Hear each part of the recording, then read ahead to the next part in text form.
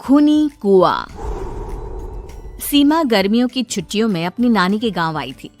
सीमा नानी के घर पहुंचने के बाद अपनी नानी के पैर छूती है और उनसे आशीर्वाद लेती है।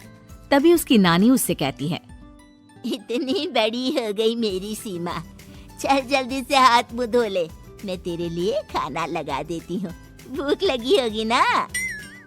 हाँ नानी, भूख तो लग रही है मुझे, आपके हाथ के बने हुए पीले दाल और चावल खाने की। कितना टाइम हो गया है मुझे आपके हाथ का बना हुआ दाल चावल खाए हुए। तू तो नौकरी में व्यस्त थी, तो तुझे कहाँ से टाइम मिलेगा अपनी नानी के लिए? और जब इतने टाइम बाद आई है तो ज्यादा टाइम के लिए रुक कर जाएगी तू। हाँ नानी, इस बार पूरे 2 महीने के लिए आई हूँ। सीमा की नानी अंदर जाकर उसके लिए खाना बनाने लगती है। सीमा कमरे में अकेली होती है, तभी उसे किसी औरत के रोने की आवाज सुनाई देती है। वो कभी खिड़की से बाहर झांकती है तो कभी दरवाजे से बाहर झांकती है। उसे समझ में नहीं आ रहा होता है कि आखिर रो कौन रहा है। तभी नानी खाना लेकर आ जाती है। वो अपनी नानी से कहती है, नानी, कोई औरत रो रही है क्या?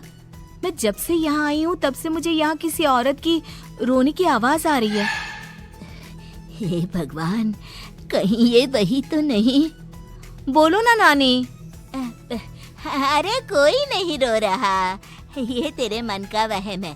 और तू ना अब खाना खा ले, ज्यादा यहाँ वहाँ की बातों में ध्यान मत दिया कर। जल्दी से खाना खा और फिर मेरे साथ आ जा मेरे कमरे में, दोनों बैठकर खूब सारी बातें करेंगे। ऐसे ही अगले दिन सीमा अपनी नानी के साथ गांव के बाजार जा रही होती है। उसी रास्ते में फिर से किसी औरत के रोने की आवाज आती है। वो अपनी नानी से कहती है, अरे नानी, क्या सच में तुम्हें अभी भी किसी औरत की रोने की आवाज नहीं सुनाई दे रही? मुझे किसी औरत की बहुत बुरी तरीके से रोने और चीखने की आवाजें आ रही है। मैं बहुत परेशान हूँ नानी, आखिर ये कौन है? मुझे लगता है कि सीमा को शहर भेज देना चाहिए, यहाँ रहना उसके लिए ठीक नहीं। नानी बोलो ना, आप चुप क्यों हो जाते हो? सीमा, तू घर चल, मुझे तुझसे बहुत जरूरी बात करनी है। नानी सीमा को घर ले आती है और सीमा से कहती है, सीमा, कल सुबह तू शहर वापस चली जाएगी। अरे अचानक? आखिर क्या बात है नानी, आप मुझे ऐसे जाने को क्यों कह रही हो? मैं बस जो कह रही हूँ उस पर ध्यान दे। तू कल सुबह यहाँ से चली जाएगी, और ये बात मैं कोई मजाक में नहीं बोल रही। तू कल जाएगी तो मतलब जाएगी। अरे नानी, चली जाऊंगी मैं, ठीक है, पर आखिर बात क्या है ये तो बता दो। मम्मी से कोई बात हुई है या फिर मुझसे कोई गलती हुई है जो तुम मुझे अचानक से जाने के लिए बोल रही हो? देख सीमा, रात बहुत हो चुकी है और मुझे इस बारे में कोई बात नहीं करनी। चल, अब चल के मेरे साथ सो जा। सुबह की बस पकड़कर तुझे शहर भी तो जाना है। सीमा को अपनी नानी का ऐसा व्यवहार देखकर बहुत ही अजीब लगता है। उसे कुछ समझ में नहीं आ रहा होता है कि आखिर उसकी नानी उसे अचानक से गांव छोड़कर जाने के लिए क्यों कह रही है। ये सारी बातें सोचते सोचते सीमा की आंख लग जाती है और वो अपनी नानी के साथ सो जाती है। ऐसी ही आधी रात को सीमा को फिर से किसी औरत की रोने की आवाज सुनाई देती है। वो उस औरत की आवाज सुनकर बार बार करवटें बदल रही होती है और तभी उसे सपने में भी एक अजीब सी औरत की परछाई दिखाई देती है, जो इतना चीख चीख कर रो रही होती है कि सीमा डरकर उठ जाती है। वो पूरे पसीने पसीने हो रही होती है। वो अपने आसपास देखती है तो घर में बिल्कुल शांति का माहौल होता है। सीमा घबरा जाती है। वो अपनी नानी को जगाने की कोशिश करती है, मगर उसकी नानी नहीं जगती। सीमा को फिर से उस औरत की रोने की आवाज सुनाई देती है। आखिरकार सीमा अपने आप को रोक नहीं पाती और वो घर का दरवाजा खोलकर बाहर निकलती है। आखिर ये माजरा क्या है? आज तो मैं पता करके रहूंगी। अब आवाज का पीछा करते हुए सीमा आधी रात को गांव के चौपाल के पास बने कुएं के पास पहुंच जाती है, जहां कुएं की चारों ओर बेड़ियां लगी होती हैं उन बेड़ियों में लगे हुए ताले के साथ एक लाल रंग का कपड़ा और माता रानी का कलावा बंधा होता है। उस कुएं में से सीमा को किसी के रोने की आवाज आती है। सीमा परेशान हो जाती है। इस कुएं में कौन है? कौन है यहाँ?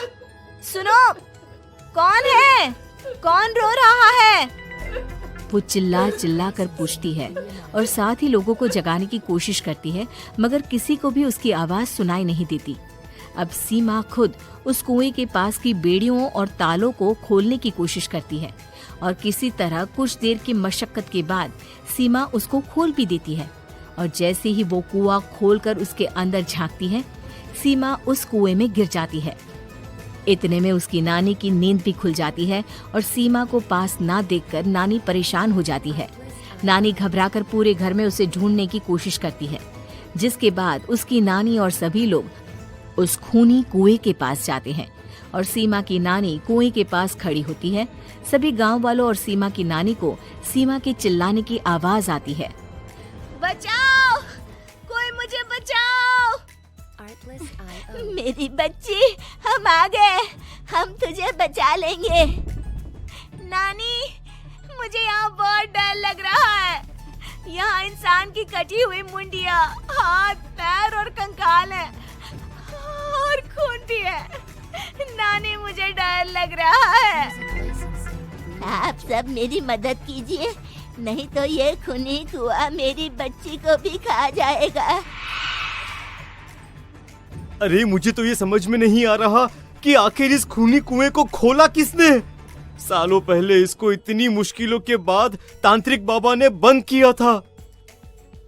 अरे पूरा गांव खूनी कुएं के बारे में अच्छे से जानता है, तो कोई भी जानबूझकर तो ऐसा करेगा नहीं।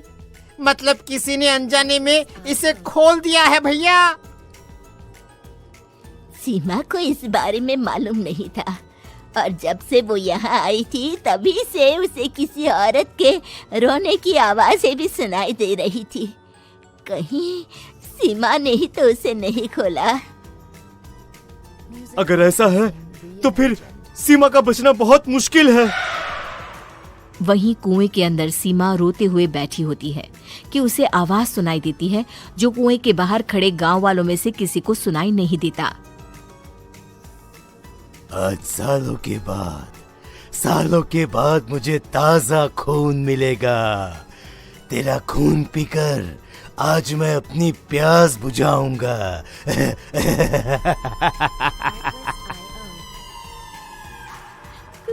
कौन है? कौन है? मत मारो प्लीज, मुझे जाने दो प्लीज। मैंने किसी का क्या बिगाड़ा है? वो तुझे मरने के बाद पता चल ही जाएगा। जितने में गांव वाले और सीमा की नानी कुछ सोच पाते, उतने में उन्हें सीमा के चिल्लाने की आवाज आती है और अगले ही पल सब शांत हो जाता है। क्या हुआ? सीमा, मेरी बेटी। माफ करना बहन, लेकिन अब सीमा वापस नहीं आएगी। हमें एक बार फिर से कुएं को बंद करना होगा। गांव वाले तभी तांत्रिक को बुला कर लाते हैं। एक बार फिर अपनी शक्ति से तांत्रिक बाबा उस कुएं को हमेशा हमेशा के लिए बंद कर देते हैं और वहां एक बोर्ड लगा दिया जाता है कि यहाँ आना मना है।